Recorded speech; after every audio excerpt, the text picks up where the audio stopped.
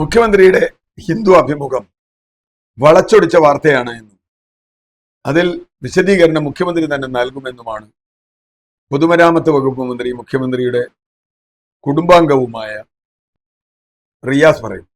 നമുക്ക് റിയാസിനെ വിശ്വസിക്കാം, സംശയവും വേണ്ട. മുഖ്യമന്ത്രി വിശദീകരണം നൽകും. ഇപ്പോൾ ഒരു വിശദീകരണം നൽകിയിട്ടുണ്ട്, അതുണ്ടാകും. മലപ്പുറം ജില്ലയ്ക്കെതിരായി തങ്ങളൊന്നും പറഞ്ഞിട്ടില്ല. മലപ്പുറം ഞങ്ങളുടെ എപ്പോഴും പ്രധാനപ്പെട്ട ജില്ലയാണ് എന്നൊക്കെ നിരന്തരം ആവർത്തിച്ചുകൊണ്ടിരിക്കുകയാണ് റിയാസ്. പക്ഷെ റിയാസ് പറയുന്ന ഒരു പ്രധാന കാര്യം ജമാഅത്തെ ഇസ്ലാമി UDFന്റെ സ്ലീപ്പിംഗ് പാർട്ട്ണറാണ് എന്ന്. ചരിത്രം അങ്ങനെയല്ലല്ലോ റിയാസെ പറയുന്നത്. എത്രയോ തെരഞ്ഞെടുപ്പുകളിൽ ജമാഅത്തെ ഇസ്ലാമി പരസ്യമായി ഇടതുപക്ഷത്തിന് വോട്ട് ചെയ്യണമെന്ന് ആഹ്വാനം ചെയ്തിട്ടുണ്ട്. അന്ന് സ്ലീപ്പിംഗ് പാർട്ട്ണറോ അല്ലെങ്കിൽ വാക്കിംഗ് പാർട്ട്ണറോ ഒന്നും ആയിട്ട് ആരും കണ്ടില്ലല്ലോ. CPMന്റെ നേതാക്കൾ കോടിയേരി ബാലകൃഷ്ണൻ സഖാവ് അടക്കം ജമാഅത്തെ ഇസ്ലാമി നേതാക്കളുമായി എത്ര സ്ഥലത്ത് ചർച്ച ചെയ്തിട്ടുണ്ട് തെരഞ്ഞെടുപ്പിന് മുമ്പ്. ജമാഅത്തെ ഇസ്ലാമിയുമായി ബന്ധപ്പെട്ട വെൽഫെയർ പാർട്ടിയുമായി എത്രയിടത്ത് തെരഞ്ഞെടുപ്പുകളിൽ സഖ്യമുണ്ടാക്കിയിട്ടുണ്ട്. ഇതിനെ SDP ആയിട്ട് പോലും സഖ്യം ഉണ്ടാക്കി. അവരുടെ പിന്തുണയോടെ ഇടതുപക്ഷം എത്ര പഞ്ചായത്തുകൾ ഭരിച്ചിട്ടുണ്ട്. എന്നിട്ട് ഇപ്പോൾ ജമാഅത്തെ ഇസ്ലാമിയാണ് ഈ കുഴപ്പത്തിന് മുഴുവൻ കാരണം എന്ന് പറയുന്നത് അർത്ഥശൂന്യമാണ്. ജമാഅത്തെ ഇസ്ലാമിയോട് പ്രത്യേകിച്ച് ഒരു മമതയുമില്ലാത്ത ആളാണ് ഞാൻ.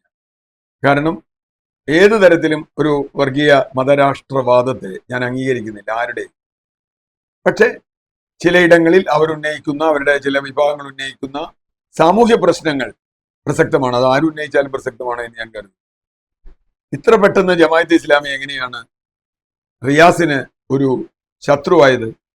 ഇവിടെയാണ് യഥാർത്ഥത്തിൽ റിയാസ് ജമാഅത്തെ ഇസ്ലാമിയെ അല്ല ഉദ്ദേശിക്കുന്നത് UDFനെയും തന്നെയാണ്.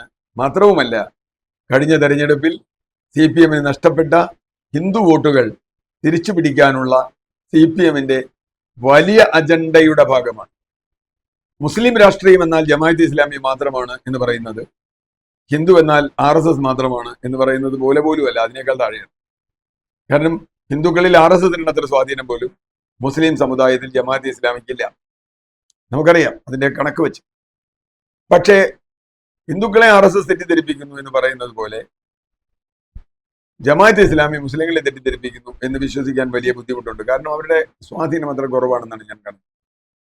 മാത്രമല്ല, UDFന്റെ സ്ലീപ്പിംഗ് പാർട്ട്ണറാണ് എന്ന് പറയുമ്പോൾ എനിക്കറിയില്ല, എനിക്ക് UDFന്റെ ഘടന അറിയില്ല, UDF ജമാഅത്തെ ഇസ്ലാമിയായിട്ടുള്ള ബന്ധം അറിയില്ല. പക്ഷെ പറയുന്നതിന് പിന്നിൽ ഒരു വലിയ രാഷ്ട്രീയ ലക്ഷ്യമുണ്ട്. അത് ഇസ്ലാമിക വിരുദ്ധ രാഷ്ട്രീയമാണ്. മുഖ്യമന്ത്രി ഒരു വശത്ത് തീവ്രവാദികളാണ് അൻവറിന് പിന്നിലെന്ന് പറയുക, മറുവശത്ത് ഇപ്പുറത്ത് വന്ന് ജമാഅത്തെ ഇസ്ലാമിയാണ് ഇതിന്റെ പിന്നിലെന്ന് പറയുക.